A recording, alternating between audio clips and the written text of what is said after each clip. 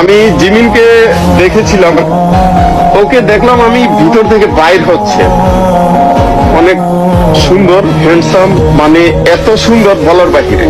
আপনারা দেখলে ওর থেকে মানে ওর দিকে একবার যদি তাকান মানে চোখ ফিরিয়ে আনতে মন চাবে না, এরকম সুন্দর।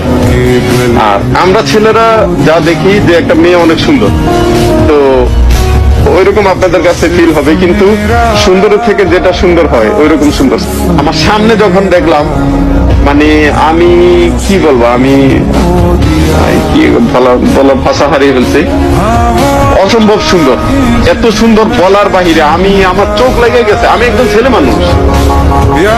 মানুষ, ও একজন ছেলে, আমার চোখ লেগে গেছে যে ও এত সুন্দর কেন হয় মানুষ।